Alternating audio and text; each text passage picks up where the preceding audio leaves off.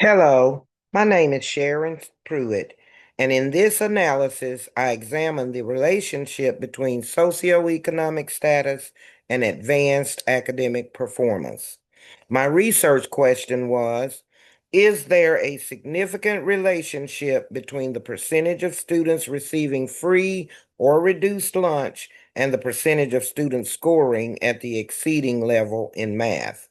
This question explores whether poverty concentration is associated with high-level math achievement across districts. Before conducting the Pearson correlation test, I established the following hypotheses. My null hypothesis states there is no statistically significant relationship between the percentage of students receiving free or reduced lunch and the percentage of students scoring at the exceeding level in math. The alternative hypothesis that states that there is a statistically significant relationship between the percentage of students receiving free or reduced lunch and the percentage of students scoring at the exceeding level in math. Because this is a correlational analysis, the alternative hypothesis does not initially specify direction, only that a relationship exists. Before conducting the Pearson product moment correlation, I evaluated whether the assumptions required for this parametric test were met. The key assumptions include normality, linearity, and homoscedasticity. First, I assessed normality for both variables, the free and reduced lunch percentage and math exceed percentage. In order to do this, I went to analyze descriptive statistic frequencies. I moved the free and reduced lunch variable and the math exceed variable into the variables box. I wanted to make sure I got the mean, standard deviation, and variance. So I clicked on statistics and clicked checked those boxes. Then I go to chart. I clicked on histograms and show normal curve on histograms, then continue. Then I click OK. First, I assess normality for both variables. As I mentioned, the free and reduced lunch, as well as the math exceed variable. Now, Pearson correlation assumes that both variables are approximately normally distributed, particularly in large samples. Looking at the histogram for math exceed, the distribution appears approximately bell-shaped, with most districts clustered around the mean of 14.65%. The bars taper off gradually on both sides, and the overlaid normal curve aligns reasonably well with the data. Next, examining the histogram for free and reduced lunch, the distribution also appears reasonably symmetric, centered around a mean of approximately 65.6%. While there is slight clustering toward higher percentages, the overall pattern follows a roughly normal distribution. With a sample size of 235, the central limit theorem further supports robustness to minor deviations from normality. Therefore, the assumption of normality was considered met. Second, I examined linearity using a scatter plot of free and reduced lunch plotted against math exceed. In order to do that, I went to graphs, scatter dot, clicked on that, click on the scatter dot, and click define. I moved my math exceed into the y-axis box and moved my free and reduced lunch into the x-axis box. Then I clicked OK. Pearson correlation measures linear relationships. Therefore, the relationship between variables must follow a straight line pattern rather than a curve. In the scatter plot, the data points form a clear downward sloping pattern. The fitted regression line demonstrates a consistent linear decline in math exceed percentages as free and reduced lunch increases. In order to get my regression line, I double clicked on the graph and got my chart editor to come up. Then I clicked on this that says add fit line.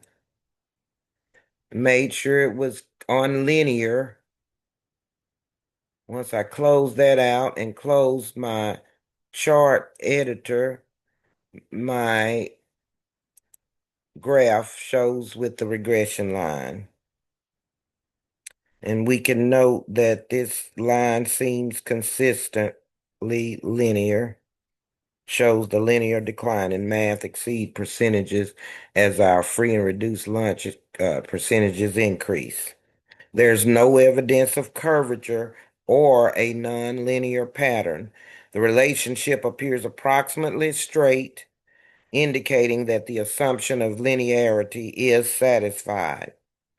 Third, I evaluated homoscedasticity, which refers to the assumption that the variability of one variable is relatively constant across levels of the other variable.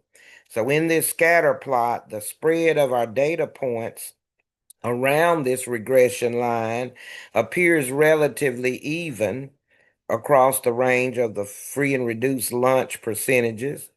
Although there is some natural variation, as expected in educational data, the dispersion does not dramatically widen or at different levels of the free and reduced lunch. There's no funnel shape pattern evident. Therefore, the assumption of homoscedasticity appears to be reasonably met. Taken together, visual inspection of the histograms and the scatter plots indicated that assumptions of normality, linearity, and homoscedasticity were sufficiently satisfied to proceed with the Pearson product moment correlation analysis.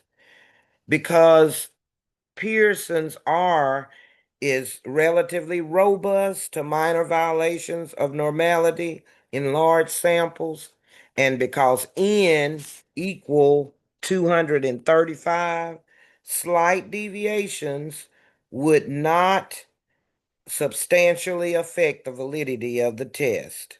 So in conclusion, after evaluating normality through histograms, linearity through scatter plot inspection, and homoscedasticity through assessment of variance spread, I determined that all necessary assumptions for conducting a Pearson correlation were reasonably met. In order to get our Pearson data, I went to Analyze, Correlate by Variate.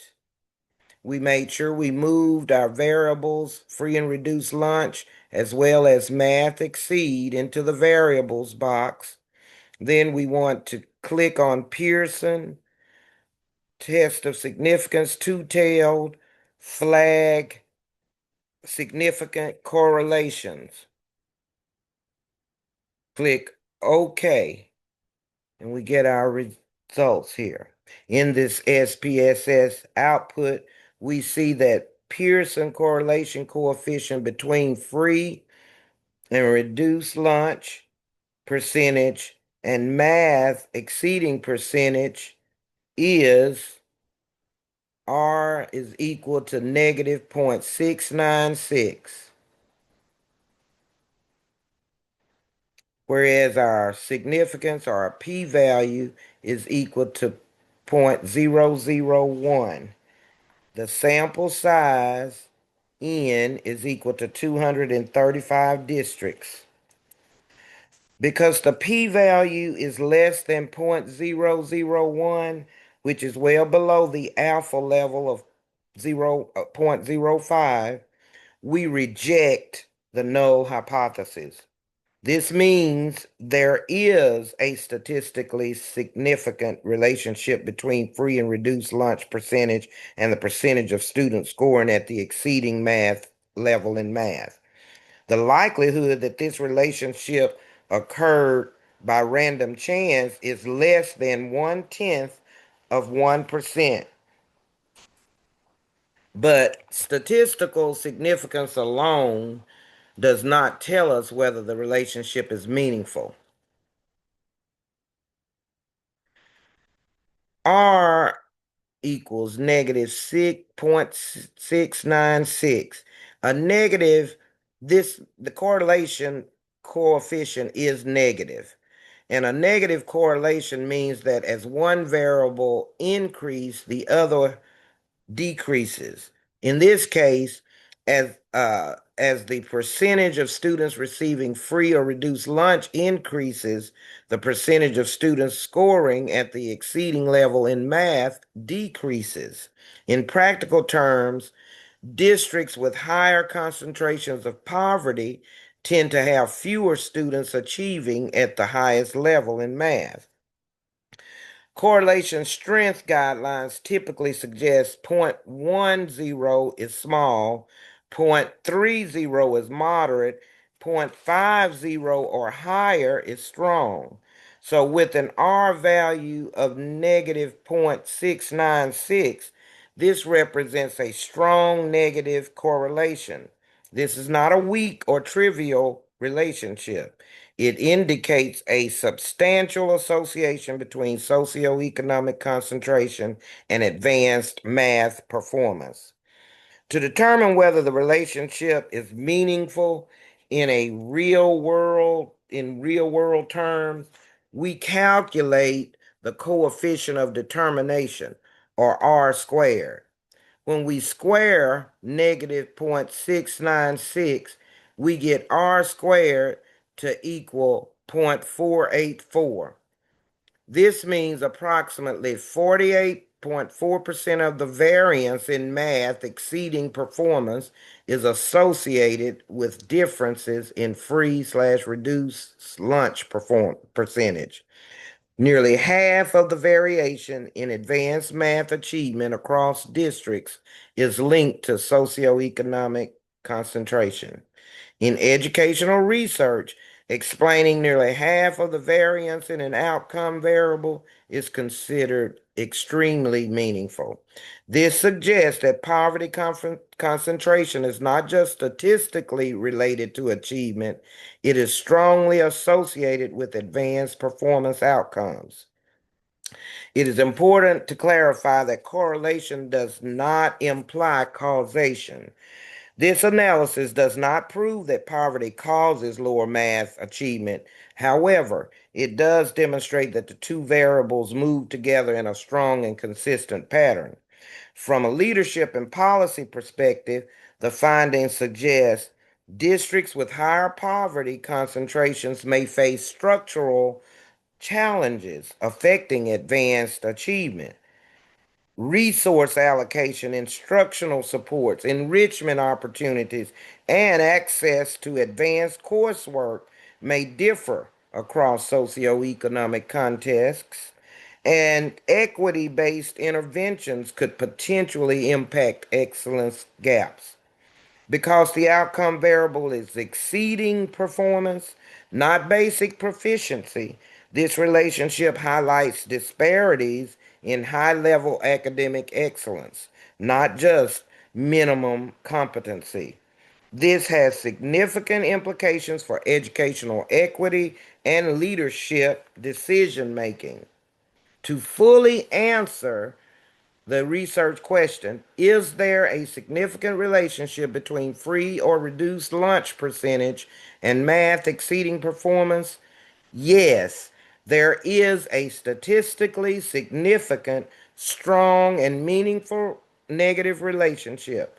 The relationship is strong in magnitude. It explains nearly half of the variance in advanced math performance, and it suggests real-world implications related to equity and access. Therefore, I reject the null hypothesis and accept the alternative hypothesis. At this level of my study, this finding indicates that socioeconomic concentration is deeply intertwined with advanced academic outcomes. When poverty levels increase across districts, excellence rates decline in a predictable and substantial way. This suggests systemic influences rather than random variation. For educational leaders, this means strategic planning, funding decisions, instructional coaching, intervention design, and enrichment programming must intentionally address socioeconomic disparities if advanced achievement gaps are to be reduced. In conclusion, the Pearson correlation analysis revealed a strong, statistically significant negative relationship between free and reduced lunch percentage and math exceeding performance, with an R and 233 degrees of freedom equal negative 0.696. P is less than 0.001. Approximately 48.4% of the variance in advanced math achievement is associated with differences in socioeconomic concentration. This relationship is not only statistically significant, it is practically and educationally meaningful. The findings highlight the importance of equity-driven leadership and systemic support to ensure that poverty concentration does not continue to predict excellence gaps in mathematics achievement. This concludes my video.